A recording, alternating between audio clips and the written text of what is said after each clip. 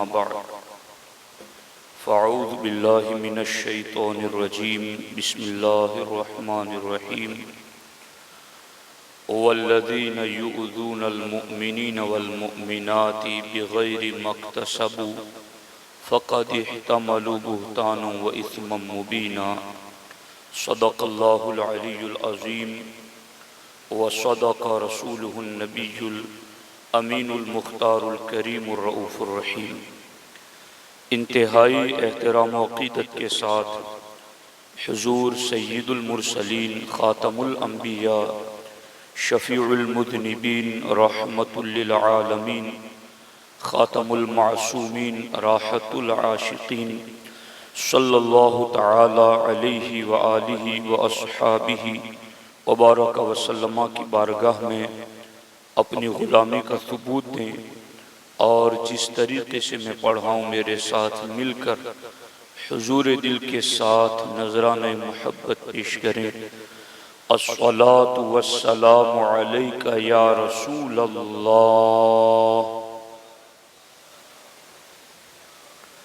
الصلاة والسلام علیک یا حبیب اللہ، الصلاة والسلام علیک یا نبی اللہ وعلی آلک واصحابک یا نور اللہ صلی اللہ تعالی علیہ وسلم۔ دوستان محترم،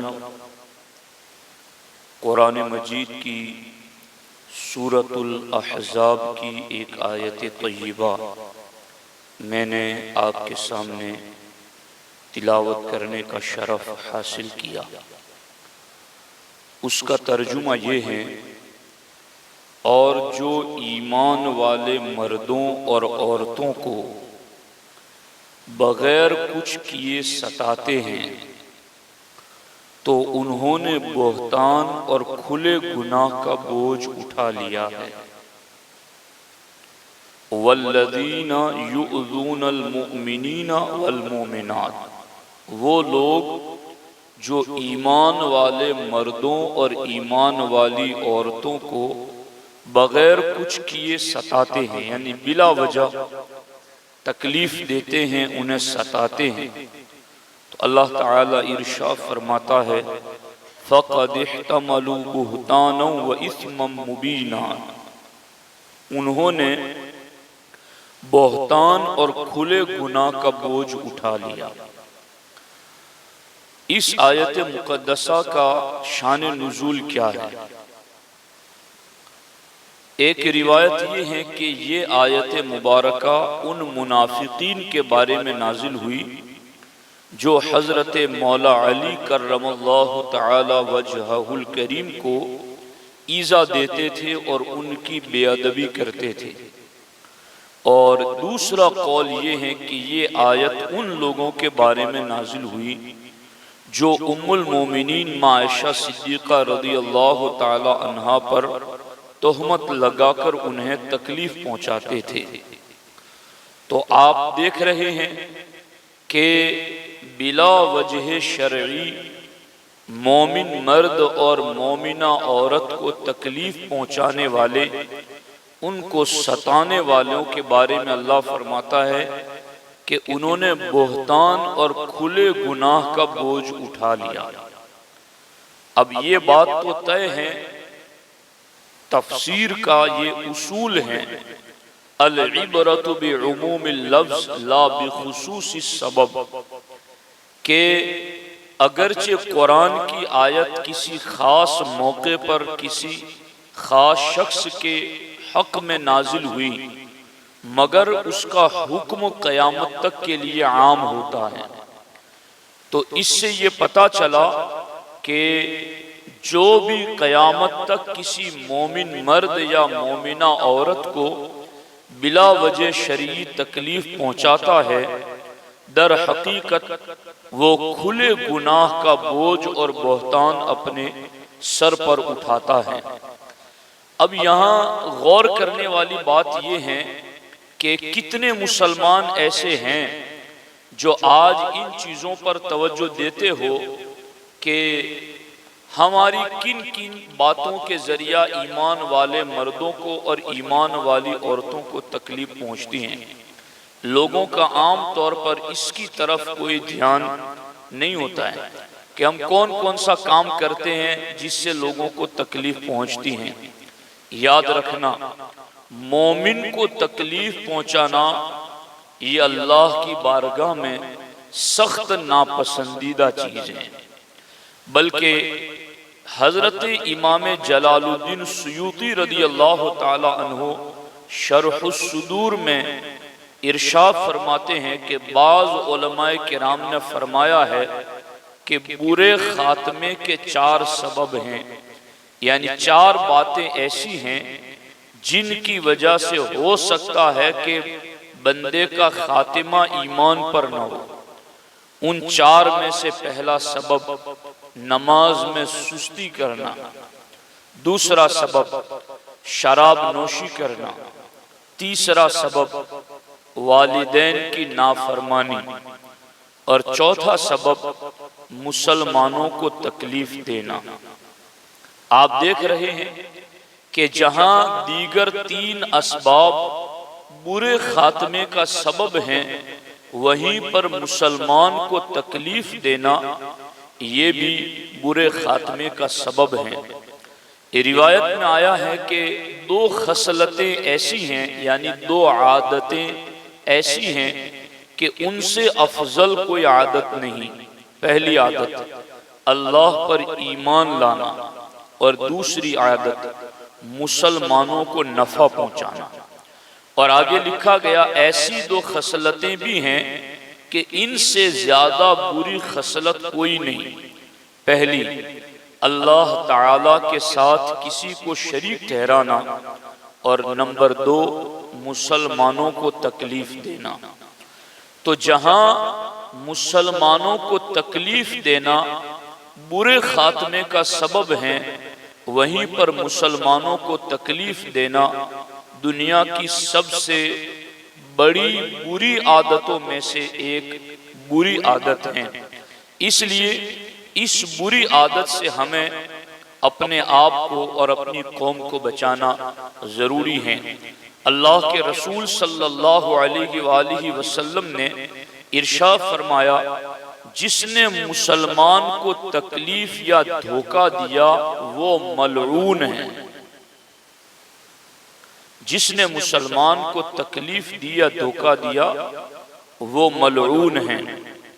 اب میں یہاں پر اس پر 2 روایتیں آپ کو سناؤں، اور پھر آپ کو تھوڑا جائزہ لے کر بتاؤں گا کہ کون کون سے کام لوگ کرتے ہیں اور لوگوں کا دھیان بھی نہیں رہتا کہ ہمارے اس کام سے لوگوں کو تکلیف ہو رہی ہے، مسلمان پریشان ہو رہے ہیں، لوگ مسلمانوں کو ستا رہے ہیں۔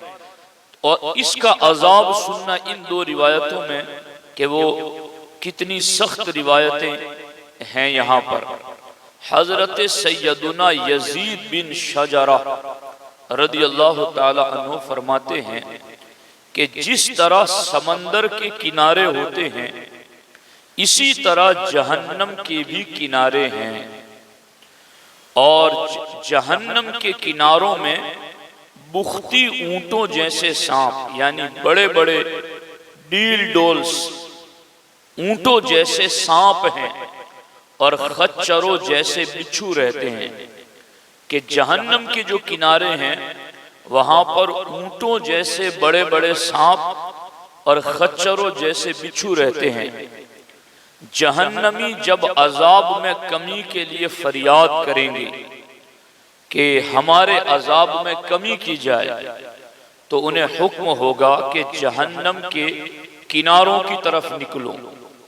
وہ جو ہی جہنم کے کناروں کی طرف نکلیں گے تو وہ اونٹوں کی طرح سانپ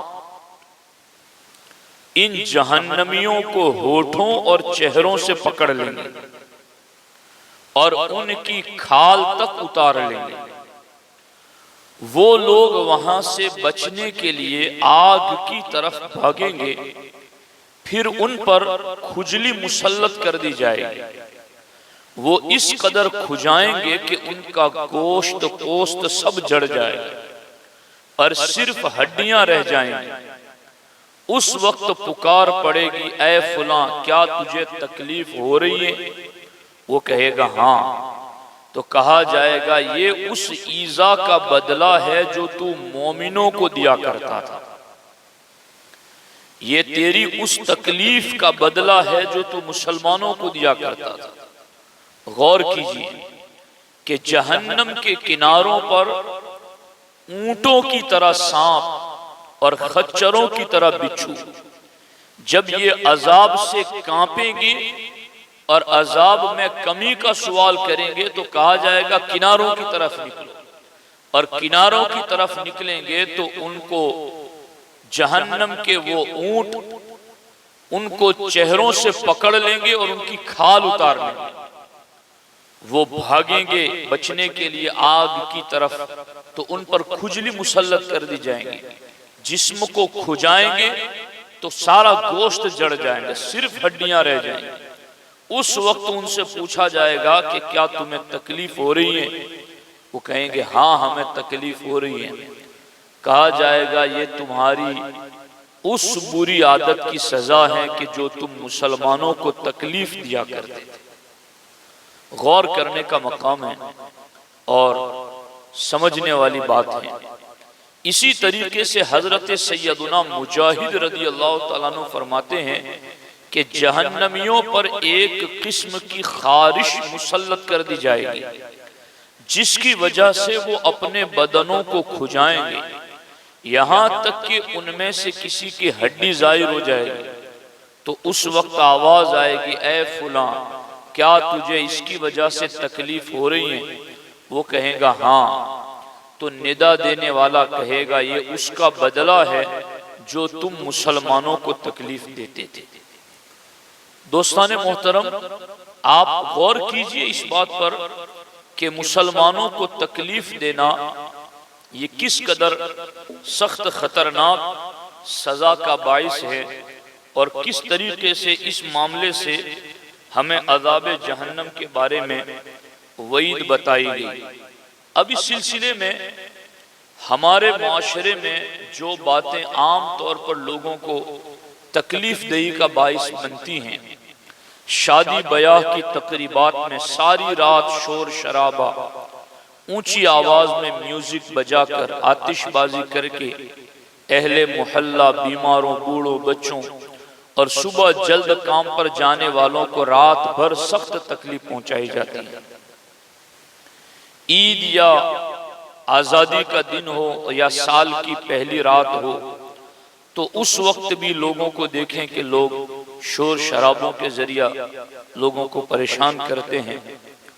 گلی محلوں میں اور سڑکوں پر کرکٹ، فٹ بال وغیرہ کھیلنا، اور خاص طور پر رمضان کی راتوں میں رات بھر ایسا کرنا، اس دوران شور مچا کر لوگوں کو تکلیف میں ڈالنا، روزمرہ کی زندگی میں غلط جگہ پارکنگ کرنا، گلیوں میں کوڑا کرکٹ کچڑا اور غلاظت ڈال کر دوسرے مسلمانوں کو تکلیف پہنچانا، مذہبی اور غیر مذہبی محفلوں کے تقریبات کے لیے نہایت مصروف گلیاں بند کر کے گزرنے والوں کو پریشان کرنا، خصوصاً پڑوسیوں کو تکلیف پہنچانا۔ اللہ اکبر! اچھے خاصے دیندار لوگ پڑوسیوں کے حقوق کے حوالے سے بے پرواہ ہیں، اور دین سے دور لوگوں کا تو پوچھنا ہی کیا۔ گھروں میں اونچی آواز سے بولنا، بلند آواز سے ٹی وی چلانا، آدھی رات کو کسی کے گھر کے سامنے جمع ہو کر شور کرنا، رات گئے گھر کا سامان گھسیٹنا، شور پیدا کرنے والے آلات مثلا ڈرل مشین وغیرہ استعمال کرنا، آدھی رات کو مسالہ پیسنے کے شور سے لوگوں کی نیند خراب کرنا، یوں ہی رات کو پڑوسی صاحب اپنے گھر آئیں تو شور مچاتے، پاؤں گھسیٹتے یا زور زور سے زمین پر مارتے، بلند آواز سے فون پر باتیں کرتے ہوئے آئیں گے، گھر کا دروازہ زور زور سے بجائیں گے۔ اس طرح کی اور درجنوں قسم کی مثالیں ہیں۔ گھروں کے آگے ایک تو یہ چیز بھی ہم ہر جگہ دیکھتے ہیں کہ ایک تو گھر بنائیں گے تو دیوار بالکل جہاں ہماری جگہ ہے اس سے بھی 2 ہاتھ آگے دیوار ڈالیں گے، پھر اس کے آگے ہم زینہ نکالیں گے اوپر چڑھنے والا، پھر اس کے آگے اوٹلا بنائیں گے، اور پھر اس کے آگے 2-3 پتھر رکھ کر کے روڈ پر جانے والوں کو تکلیف۔ تو یہ ہزاروں قسم کے معاملات مسلمانوں کی زندگی میں ایسے ہو گئے ہیں کہ وہ لوگوں کو ہر لمحہ تکلیف پہنچا رہے ہیں، انہیں پتہ نہیں ہے کہ ہم کتنی بڑی تکلیف پہنچا رہے ہیں۔ بختی اونٹوں کے برابر، سانپ اور خچروں کے برابر یہ بچھو جو جہنم میں ہے، اس عذاب کو کون جھیل سکے گا؟ کھجلی مسلط کر دی جائیں گی تو جسم کا گوشت جھڑ جائے گا، سوائے ہڈیوں کے کچھ نہ رہے گا۔ یہ عذاب کیسے برداشت کیا جائے گا؟ آج لوگوں کو اس کی کوئی پرواہ نہیں ہے۔ ہم نے راستے میں گاڑی پارک کر دی، لوگوں کو تکلیف ہو رہی ہے۔ راستے میں کوڑا کرکٹ غلاظت پھینک دی، لوگوں کو تکلیف ہو رہی ہے۔ گھر کے باہر بہت دور تک عورتوں کا دھونے کے لیے بنایا گیا، اب لوگوں کو گاڑی لے جانے میں تکلیف ہو رہی ہے، آنے جانے والوں کو تکلیف ہو رہی ہے۔ یعنی مسلمانوں کو تکلیف دینا یہ لوگوں کا معمول بن چکا ہے، اور اس کا تکلیف دہ ہونا، اس کا احساس ختم ہو چکا ہے کہ یہ واقعی میں تکلیف دے رہے ہیں ہم۔ تو غور کیجئے کہ کتنی چھوٹی چھوٹی باتوں کو بھی شریعت میں تکلیف دہ مانا گیا اور اس پر عذاب کی خبر دی گئی۔ میں یہاں پر آپ کو ایک روایت سناتا ہوں جس کے ذریعہ آپ بہت کچھ سمجھ سکتے ہیں۔ اللہ اکبر۔ حضرت سیدنا جابر بن زید رحمت اللہ تعالی علیہ ایک مرتبہ اپنے گھر والوں میں سے کسی کے ساتھ گفتگو کرتے ہوئے ایک باغ سے گزرے تو کتوں کو بھگانے کے لیے وہاں سے ایک شاخ اٹھا لی، ایک لکڑی اٹھا لی کتوں کو بھگانے کے لیے، اور گھر لوٹتے وقت مسجد میں رکھ دی وہ لکڑی، اور مسجد میں موجود لوگوں سے کہا کہ اس لکڑی کا خیال رکھنا، یہ میں نے فلاں قوم کے باغ کے پاس سے گزرتے وقت اٹھا لی تھی۔ لوگوں نے کہا اے ابو شعثاء، اس شاخ کی کیا اہمیت ہے، اس لکڑی کی کیا اہمیت ہے، کیا ویلیو ہے؟ تو آپ رحمت اللہ تعالی علیہ نے فرمایا اگر باغ سے گزرنے والا ہر شخص ایک ایک شاخ لیتا رہے تو باغ میں کچھ بھی نہ بچے گا۔ چنانچہ صبح ہوئی تو آپ وہ شاخ اسی باغ میں واپس رکھا ہے۔ یعنی یہ لوگ اس کو تو آج کتنا معمولی، اس سے بڑی بڑی باتوں کو لوگ معمولی سمجھ رہے ہیں۔ تو ہم بزرگان دین کے ماننے والے، اولیاء اللہ کے ماننے والے کس بات میں ماننے والے؟ کس بات میں ماننا؟ صرف ان کے نام پر کھانا پکانے اور کھانے کے لیے ماننے والے؟ ان کی سیرت اپنائیں، ان کا کردار اپنائیں، ان کی زندگی دیکھیں کہ ان کے معمولات کیا تھے۔ تو ایک سوکھی لکڑی جو انہوں نے کتا بھگانے کے لیے باغ میں سے اٹھائی، مسجد میں رکھ دی، گھر نہیں لے گئے، اور مسجد والوں کو بھی کہا کہ یہ میں نے وہاں سے اٹھائی ہے، مجھے واپس وہاں پہنچانی ہے، کوئی لے نہ جائے۔ لوگوں نے کہا کہ اس کی تو کیا ویلیو ہے، ایک لکڑی ہی تو آپ نے لیے۔ کہا نہیں، اس طرح سے اگر ہر جانے آنے والا لکڑی اٹھائے تو وہ تو سارا باغ ہی ختم ہو جائے گا۔ تو یہ باتیں ہیں جن کی طرف لوگوں کی توجہ نہیں ہے، اور توجہ دینے کی اس مقام پر خاص ضرورت ہے۔ ہمارے نبی علیہ السلام نے اسی لیے ارشاد فرمایا من آذى مسلما فقد آذانی ومن آذانی فقد آذى اللہ۔ جس نے بلا وجہ شرعی کسی مسلمان کو تکلیف دی اس نے مجھے ایذا دی، اور جس نے مجھے ایذا دی اس نے اللہ تعالیٰ کو ایذا دی۔ تو غور فرمائیے کہ اور کن کن معاملات میں ہمارے یہاں حالات یہ ہوتے ہیں۔ تو چونکہ بڑا طبقہ تو مسلمانوں کا ایسا ہے جو غفلت کا شکار ہے اور انہیں ایسی باتوں کی کوئی پرواہ نہیں ہے، اور بڑا طبقہ ایسا ہے جو معلومات اور علم کی کمی کی وجہ سے اکثر ان حرکات کے اندر مبتلا ہو جاتا ہے۔ تو علم بھی حاصل کرنا چاہیے اور غفلت بھی نہیں برتنی چاہیے، اور چھوٹی چیز سمجھ کر کے اس کو تکلیف کے لیے چھوڑ نہ دیا جائے کہ چلو یہ تو بہت چھوٹی چیز ہے، اب اس کو کر لینے سے کیا حرج ہے اور اس سے کیا نقصان ہو جائے گا۔